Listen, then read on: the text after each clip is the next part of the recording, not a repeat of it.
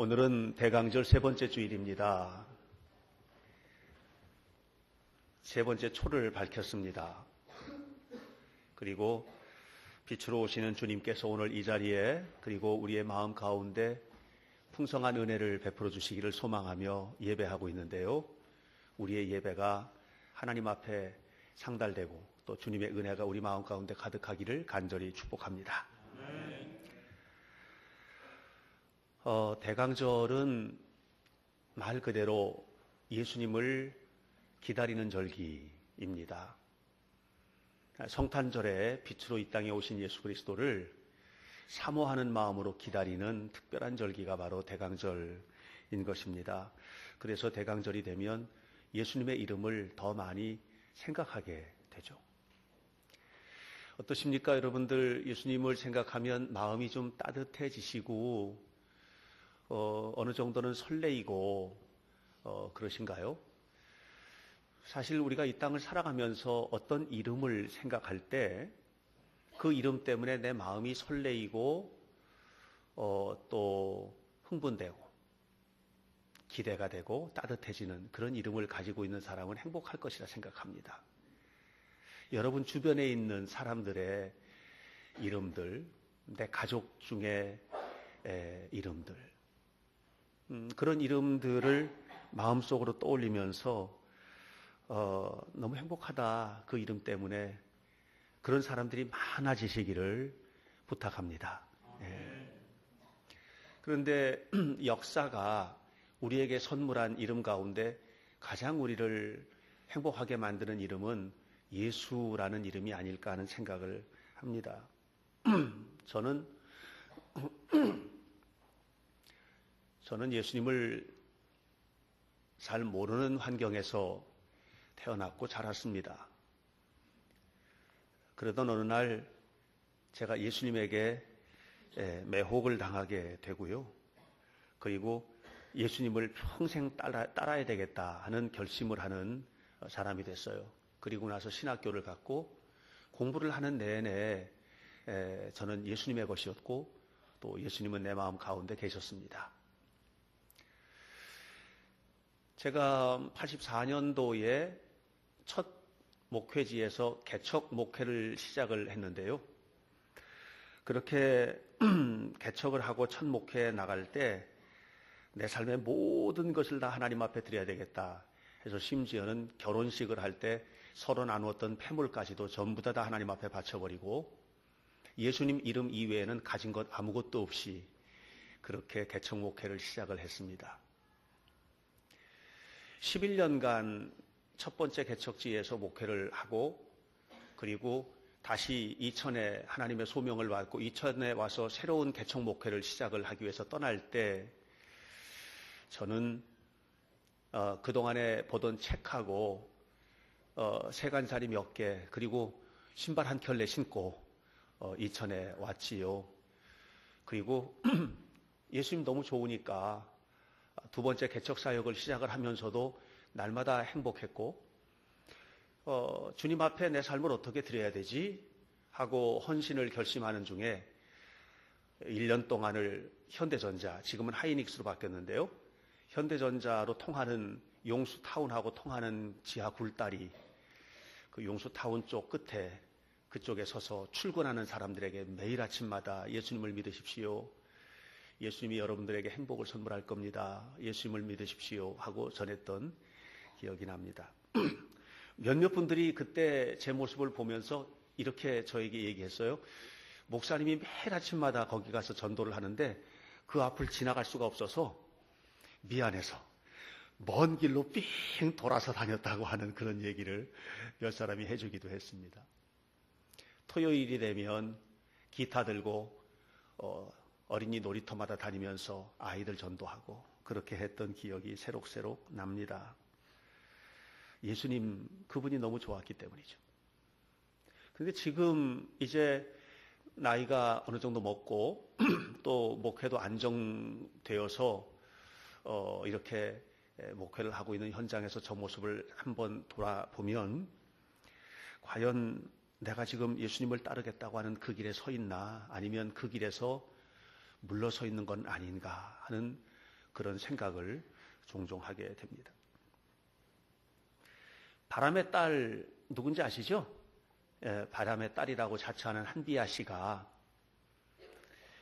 나중에 죽어서 주님 앞에 가면 이 말 한마디 꼭 듣고 싶었대요. 이 말 한마디 무슨 말일 것 같아요? 애썼다. 그 말 듣고 싶대요. 애썼다. 제가 너무나 존경하는 인물 가운데 한 분인 테레사 수녀님은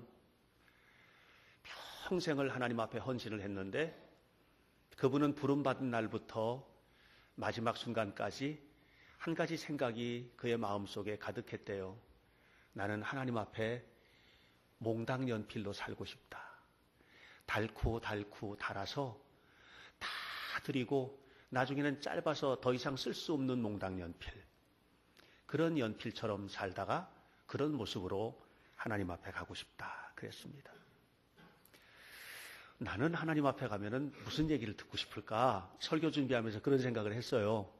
나는 하나님 앞에 가면 무슨 얘기를 듣고 싶을까?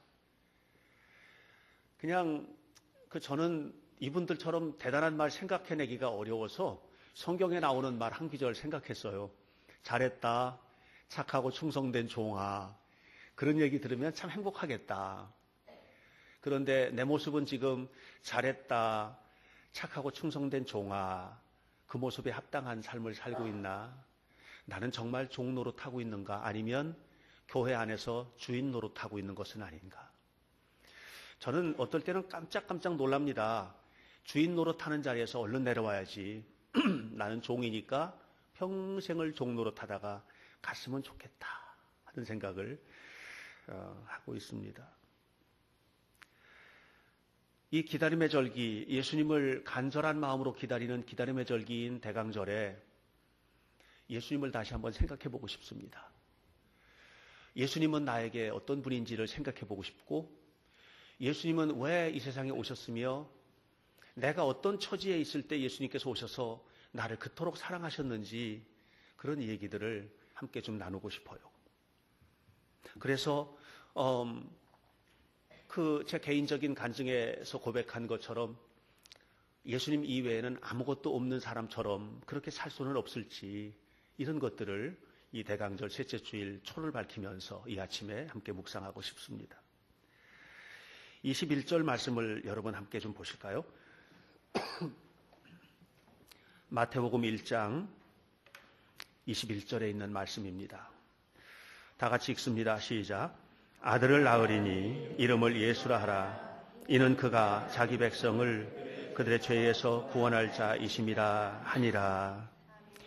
오늘 이 말씀은 오늘 제 설교를 끌고 가는 힘입니다. 이 말씀 속에서 저는 세 가지 아주 중요한 이야기들을 함께 나누고 싶어요. 저와 여러분에게. 첫 번째 나누고 싶은 얘기는 아들을 낳으리니 그 이름을 예수라 하라. 이는 그가 자기 백성을 그들의 죄에서 구원할 자이심이라 하니라 에서 자기 백성이라는 이 짧은 문장입니다. 자기 백성 속에 담겨있는 주님의 마음은 어떤 마음일지를 이야기하고 싶어요. 여기서 말하는 자기 백성이란 이스라엘 사람들을 말하는 겁니다. 문자적으로 해석을 하면 이스라엘 사람들이에요. 이스라엘 백성들, 그 백성을 구원하기 위해서 예수님이 이 땅에 오신 거예요. 그런데 예수님께서 오실 당시에 이스라엘 백성들의 삶의 형편은 어땠을까? 그들은 세계 민족이 뛰어난 민족이 아닙니다. 이스라엘 백성들은 힘을 가진 민족도 아니었습니다. 경제적으로 부유한 민족도 아니었죠. 이스라엘 백성들은 그 당시에 정치적으로는 로마의 속국으로서 로마의 식민지 생활을 하고 있었던 그런 사람들이었습니다. 종교적으로도 상당한 부분 자유를 박탈당하고 있었고, 경제적으로는 먹고 살기가 너무 힘들었던 그런 시대였습니다. 억압과 착취, 고통, 고난, 절망, 한숨, 이런 것들이 이스라엘 백성들의 삶의 형편이었다고 생각을 합니다. 그런데 그 백성을 위해서 오신 겁니다. 하나님께서 원하시면 정말 뛰어난 백성들, 뛰어난 민족, 똑똑한 사람, 이런 사람들 위해서 오실 수 있었을 텐데 주님은 이렇게 낮고 작은 민족을 위해서 이 땅에 오셨어요. 제가 예수님을 처음 만났을 때 저의 형편은 예수님 오실 당시에 이스라엘 민족의 형편 같은 그런 환경이었다는 생각을 저는 종종 합니다.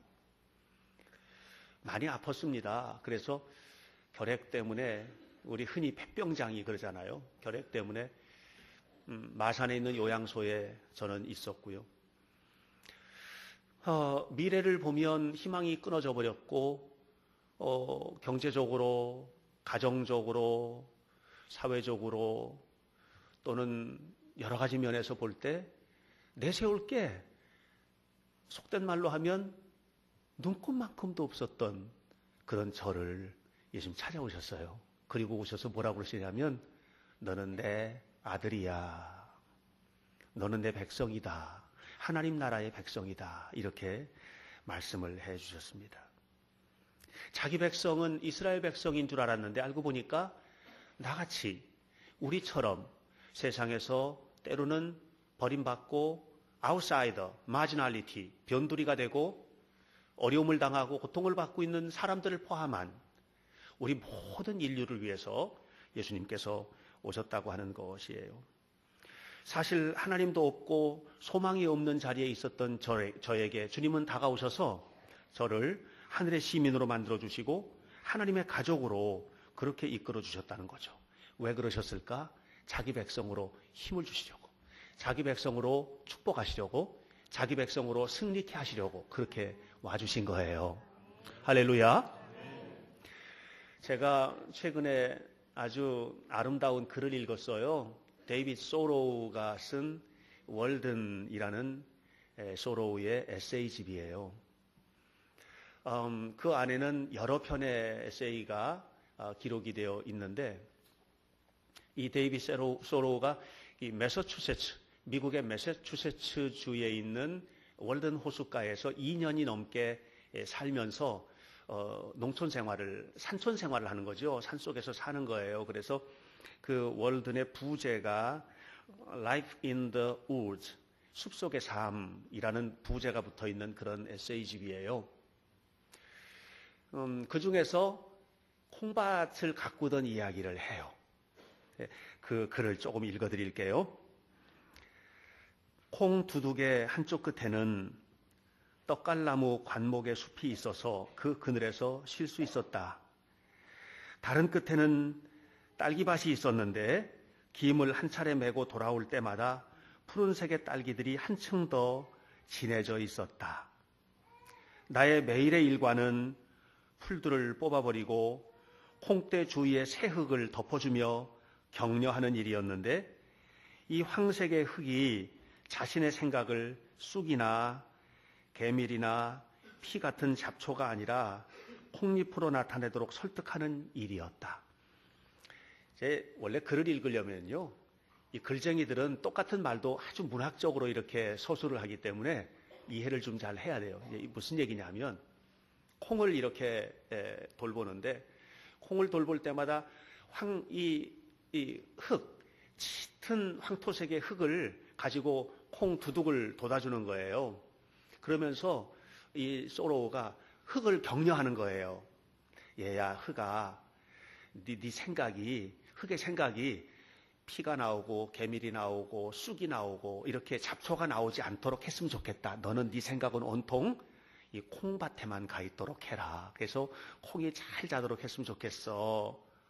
다시 말하면 계속 이 콩밭을 가꾸면서 소로우는 콩 이외에 다른 것들이 나오지 않고 콩이 잘 자라도록 돌봐주는 것, 이것이 자신의 일이었다는 얘기예요. 제가 이 글을 읽으면서 제 마음속에 느꼈던 것은 하나님이 세상에 하나님의 백성으로 우리를 택하시고 그리고 세상에서 우리를 격려하시고 우리를 축복하시고 우리를 이끌어 가실 때 소로우의 마음 같았을 것이다. 너희들 주변에는 죄의 생각들, 나쁜 마음들, 더러운 것들 다 뽑아버리고 그리고 너희들이 건강하게 하나님의 사람으로 커야 돼. 하나님의 백성으로 우리를 택하신 마음이 바로 그런 마음일 것이라고 생각을 합니다. 사랑하는 성도 여러분, 하나님은 우리를 자기 백성으로 택하셨습니다. 하나님은 우리를 저 이웃집 사람이나 아니면 저 먼 타국인으로 택하신 것이 아닙니다. 하나님은 우리를 자기 백성으로, 자기 아들로, 자기 딸로 택하신 것입니다. 그러므로 우리는 하나님의 자녀이며 하나님의 것임을 기억하시기를 주님의 이름으로 축원합니다. 하나님 백성 된 것을 행복하게 여기셔야 돼요. 하나님의 백성이 된 것을 감사하게 여기셔야 돼요. 그래서 예수님을 생각할 때마다 이 강림절에, 이 대강절에 예수님을 생각할 때마다 우리의 마음속에는 하나님이 나를 위해서 이 땅에 오셨다. 그리고 나를 당신의 백성으로 삼아주셨다. 감사합니다 하는 마음이 가득하시기를 주의 이름으로 축원합니다. 두 번째로 다시 한번 읽어볼까요? 21절 함께 읽습니다. 시작. 아들을 낳으리니 이름을 예수라 하라. 이는 그가 자기 백성을 그들의 죄에서 구원할 자이심이라 하니라. 하나님의 백성을 택한 삶의 자리, 하나님의 백성으로 우리를 택한 그 삶의 자리는 어떤 자리였나? 그것은 저희 죄에서 속에 담겨 있어요. 저희 죄에서가 가르치는 삶의 현장은 행복한 현장은 아닙니다. 우리를 하나님의 백성으로 택하셨는데 우리를 그렇게 하나님의 백성으로 택하신 그 삶의 자리는 죄악 가운데 있는 자리였다라고 하는 얘기예요. 어느 교회에서 부흥회를 했대요. 근데 부흥 강사가 와가지고 이 죄의 문제를 아마 신랄하게 다루었나 봐요. 다양한 문제를 다루었는데 첫날 저녁 때 여러분 술도 먹어서는 안 됩니다. 담배도 금하십시오. 뭐 이렇게 하면서 얘기를 했나 봐요. 부흥회가 끝났어요. 끝났는데 어떤 한 성도가 담임 목사님을 찾아온 겁니다. 찾아와가지고 목사님 어떻게 그럴 수 있습니까? 하고 따지는 거예요. 뭘요? 그랬더니 목사님, 이 성도는 그 교회 아주 헌신적인 분이에요. 11조도 많이 하고 봉사도 열심히 하고 하는 분인데 이분이 술, 담배를 못 끊는 거예요. 근데 목사님이 그걸 아는 거예요. 그러니까 이분이 와서 따지는 것이 뭐냐면 목사님이 나한테 직접 말하기 어려우니까 부흥 강사한테 일러 바쳐가지고 어떻게 그럴 수 있습니까? 그래서 부흥 강사가 그 얘기 할 때마다 나를 쳐다보던데 미리 그렇게 짜고 한 거 아닙니까? 뭐 이렇게 따진 겁니다. 여러분, 제가요 여기도 쳐다보고 저기도 쳐다보고 그럽니다. 그래서 만약에 찔리면 나를 겨냥한 것이 아니라 내가 잘못 살고 있구나 이렇게 깨달으셔야지. 내가 김미영 권사님을 쳐다보면서 한마디 한 거를 목사님이 나를 때렸다 이렇게 생각하시면 안 되는 거예요. 권사님 아셨죠? 네. 근데 이분이 상처를 받은 거예요. 그래서 따지면서 뭐라고 하냐면 내가 이 교회를 떠나든지 목사님이 떠나든지 둘 중에 양당 간에 결판을 내려야 되겠습니다. 뭐 이렇게 돼버린 거예요. 목사가요 집니다. 결국은 목사님이 그 교회를 떠났다고 합니다. 실제로 있었던 얘기예요. 지어낸 얘기가 아니고요. 이것이 우리들의 모습이에요. 이것이. 신학자 피터 피니쉬라고 하는 사람이 바울의 신학과 윤리라는 책을 썼는데 거기에서 무슨 얘기를 했냐면은 복음은 윤리가 포함되어 있다. 이렇게 얘기합니다.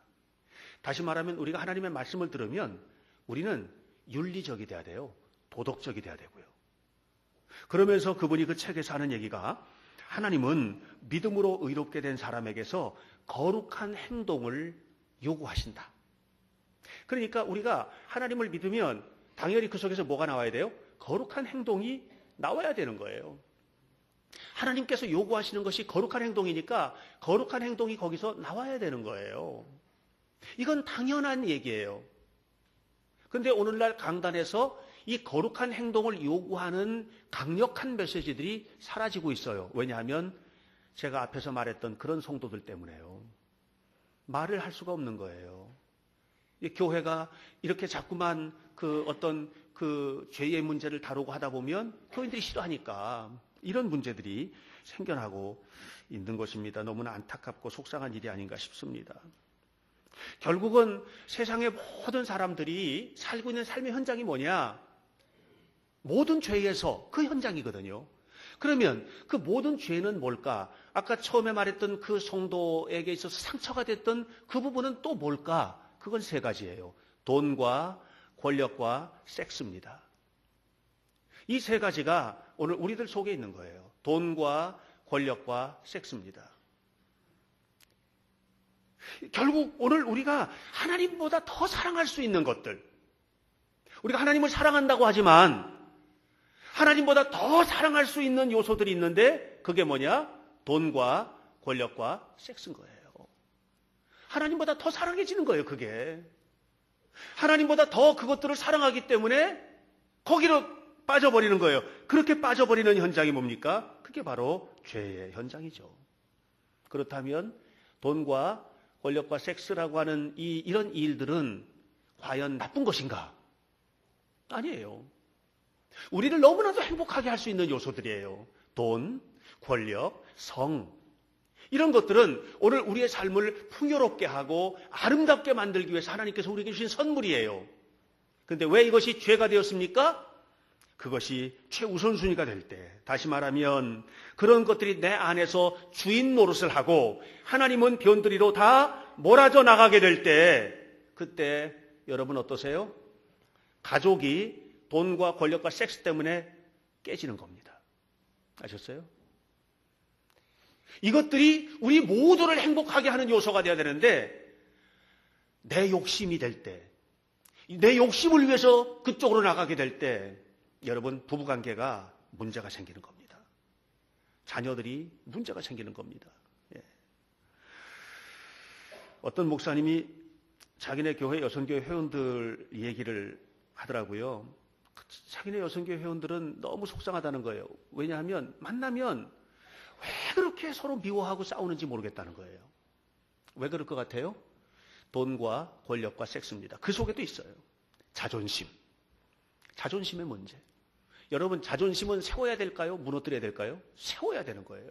자존심은 철저하게 세우셔야 돼요. 어떻게 세워요? 섬김으로 세우는 거예요. 자존심이라는 것은 전부 다 내 입장으로 생각해가지고 세워지는 게 아니에요. 자존심은요, 자기 입장에서 자존심을 세우려고 하면 어떻게 되냐? 깨집니다. 왜냐하면 갈등이 일어나게 되고요. 갈등이 일어나가지고 싸우면 자존심 절대로 안 세워지는 거거든요. 거기는 뭐만 남아요? 상처만 남는 거예요. 상처. 얼마나 큰 상처가 되는지 몰라요. 무서운 상처가 그 속에서 남는 거예요. 결국은 돈과 권력과 섹스, 자존심 이런 것들을 세우기 위해서 우리는 그것들이 우리 안에서 주인 노릇하도록 해서는 안 돼요. 이것들이 우리를 섬길 수 있게끔, 이것으로 섬길 수 있게끔, 섬기고 나눌 수 있게끔 이렇게 만들어질 때 그때 우리의 삶이 하나님의 영광을 드러내는 거룩한 삶이 될 수 있는 것을 기억하시기를 주님의 이름으로 축원합니다. 결국 오늘 우리가 저희 죄에서라는 삶의 현장 속에서 하나님의 백성으로 부름을 받았는데 결국 우리는 깨끗한 자리에서 부름받은 자들이 아니라는 거죠. 백성, 저희 백성일 때 우리는 세상에서 힘들고 어렵고 좌절하고 낙심하고 하는 삶의 자리일 수 있고요. 죄에서가 말하는 삶의 자리는 우리는 깨끗하지 못한 사람들이었다는 거예요. 그 자리에 있을 때 하나님은 우리를 위해서 예수님이 이 땅에 보내주셨고, 그리고 결국 하나님께서 우리를 하나님의 자녀로 삼기 위하여 예수님의 은혜를 베풀어 주셨다는 사실을 기억하시기를 주님의 이름으로 축원합니다. 그러므로 주님의 강림을 기다리는 우리가, 예수님께서 이 땅에 오시는 것을 기다리는 우리가 예수님의 이름을 생각할 때, 아, 예수님은 나를 택하기 위해서 이 땅에 오셨구나. 나는 어떤 사람이에요? 지극히 부족하고 연약한 존재죠. 아, 예수님은 나를 위해서 이 땅에 오셨구나. 나는 어떤 자리예요? 죄의 자리에 있는 이 세상의 모든 것들을 우상처럼 생각하고 하나님보다도 세상을 더 먼저 생각하던, 그래서 수많은 갈등과 아픔과 상처를 주고받던 바로 그런 나를 위해서 예수님께서 오셨다는 것입니다. 어떻게 오셨나요? 21절을 다시 한번 읽을까요? 다 같이 읽습니다. 시작. 아들을 낳으리니 그 이름을 예수라 하라. 이는 그가 자기 백성을 그들의 죄에서 구원할 자이심이라 하니라. 어떻게 오셨나요? 우리를 구원하기 위해서 구원자로 오신 겁니다. 예수라는 이름은 구원자입니다. 구원자로 오신 겁니다. 하나님의 백성으로 우리를 삼으시려고, 그 무서운 죄의 현장에서 우리를 건져주시려고 우리를 위하여 구원자로 이 땅에 오셨다는 것이에요. 노자의 도덕경이라는 책이 있는데요. 정말 좋은 책이에요. 여러분 자녀들도 좀 꼭 읽어보도록 권하시면 좋을 것 같아요. 그 도덕경 가운데 이런 말이 있어요. 상사문도 권위 행지하고. 상사는 뭐냐면 높은 뜻을 가진 선비예요. 높은 뜻을 가진 선비는 도를 들으면 그대로 행하기 위해서 최선을 다하고 그런 말이에요. 중사문도 약존양망하며. 보통 선비들은 도를 들으면 할 때도 있고 안 할 때도 있고 이걸 할까 말까 망설이다가 포기하고 이렇게 갈등 속에 있고 그 말이에요. 하사문도 대소지라. 별 볼 일 없는 선비는 도를 들으면 웃는다. 그걸 어떻게 살아? 그거는 못하는 거야. 그걸 어떻게 살아? 웃는다. 부소 웃지 않는다면 만약에 별 볼 일 없는 선비가 웃지 않는다면 그렇다면 부족이 위도라. 무슨 말이에요? 도가 아니다. 그 말이에요. 도가 아니다. 결국 여러분 오늘 우리가 좋은 신앙이 된다는 건 무슨 말이에요? 그 말씀을 듣고 그대로 사는 거예요. 이게 좋은 신앙이에요. 그런데 보통 신앙인들은 어떻게 살아요? 그냥 그거 목사님이 늘 하는 얘기야. 그거 어떻게 그렇게 살아? 그래도 그냥 예배는 열심히 나가고 이렇게 하지만 그대로 사는 건 힘들어. 화날 때는 화도 내고 짜증날 때는 짜증도 내고 그러는 거지 뭐. 이렇게. 하상운동은 뭐예요? 저 세상 사람들이에요. 그 사람들은 뭐예요? 비웃어요. 예수님의 도를 비웃고 교회를 비난하고 예? 안티크리스천들 있잖아요. 예?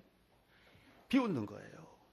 오늘 우리는 어떻게 살고 있는가? 좋은 그리스도인들이 되시기를 주님의 이름으로 축원합니다. 예, 권위 행지하고 권하는 대로 그냥 그대로 우리가 따라 살고 그 말이에요. 결국 오늘 우리들에게 진짜 중요한 건 뭐냐?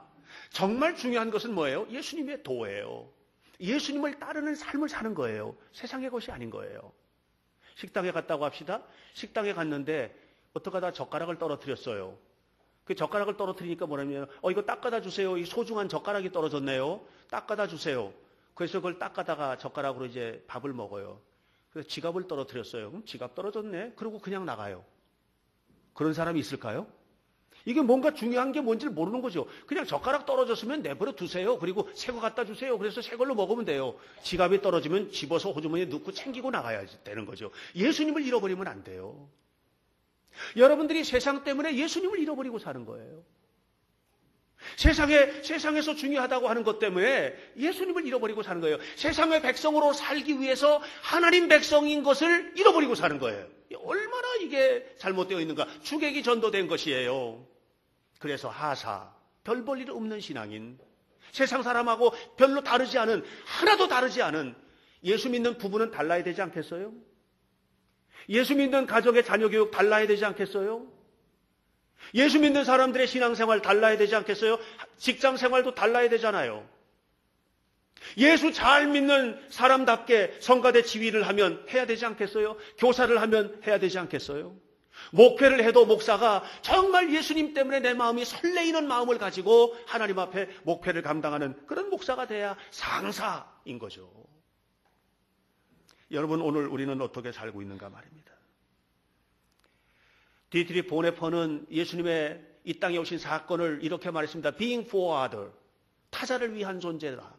그 말은 무슨 말이에요? 예수님은 자기를 위한 것이 하나도 없었어요.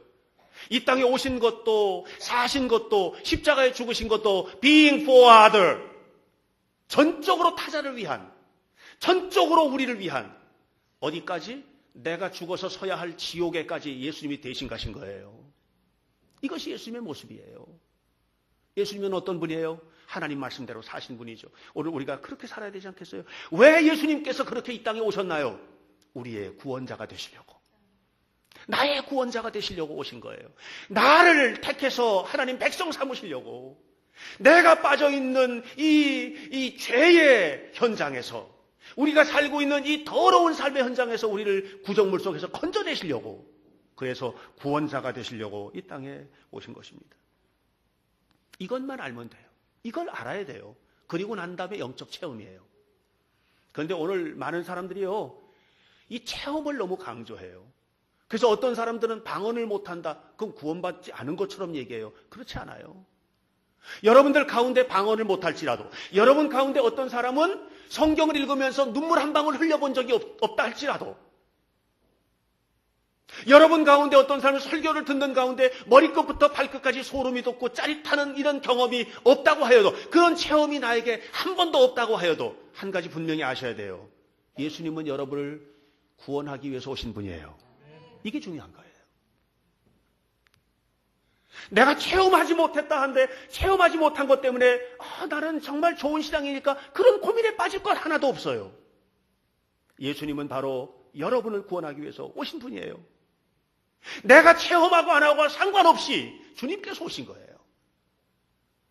내가 그분을 향하여 어떤 태도를 가지고 있느냐 상관없이 그분은 나에게 오신 거예요. 나를 당신의 백성 삼으시려고, 나를 하나님의 자녀로 이끌어 주시려고 오신 것입니다. 예수님은 우리의 구원자이십니다. 우리가 살고 있는 삶의 현장에서 어저께 저녁 때 대판 부부싸움을 하고 오셨어도,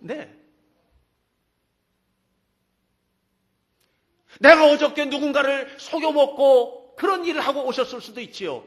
그러나 여러분, 다시는 그렇게 살지 마십시오. 왜냐하면 그 자리에서 우리는 끄집어 내줘야 되는 거예요. 이제는 하나님의 자녀답게 사셔야죠. 왜? 하나님이 나를 구원해 주셨으니까. 그래서 우리는 늘 하나님 앞에 연약함을 고백하며 이렇게 기도해야 됩니다. 하나님, 저를 도와주세요. 간절히 소망하면서 하나님 앞에 살아가는 성도들이 되셔야만 합니다. 사랑하는 성도 여러분, 오늘 우리는 대강절 세 번째 초를 밝혔습니다. 빛으로 오신 주님을 기다리는 특별한 초를 밝혔습니다. 주님, 나에게 오시옵소서. 나를 당신의 백성 삼아 주옵소서. 주님, 나에게 오시옵소서. 내 죄악 많은 이 현장에 주님께서 오셔서 나를 건져 주옵소서. 나의 구원자가 되어 주옵소서. 나는 평생 설레는 마음으로 주님의 이름을 그리워하며 살겠습니다. 이런 간절함으로 하나님 앞에 살아가는 성도들 되시기를 간절히 축원합니다. 기도하겠습니다. 하나님의 은혜를 감사합니다. 우리 연약함을 아시는 거룩하신 주님, 하나님의 백성인 우리를 죄에서 구원하기 위하여 이 땅에 오신 예수님, 우리가 살고 있는 삶의 현장이 정말 편하지 못하고, 우리가 살고 있는 삶의 현장이 정말 하나님 보시기에 부끄러운 것 투성이이지만, 그럼에도 불구하고 우리를 구원하기 위해서 오신 예수님, 감사합니다. 하나님, 우리가 날마다 살았던 삶에 있어서 우리가 잘못했던 모든 부분들을 이 시간 겸손히 내려놓게 싸우니 주님께서 우리를 붙잡아 주시고 우리를 세워주시고, 그리고 다시는 죄악 가운데 서지 않도록 하나님의 은혜 안에 살아가는 하나님의 거룩한 자녀가 될 수 있도록 우리를 축복해 주옵소서. 예수 그리스도의 이름으로 기도합니다.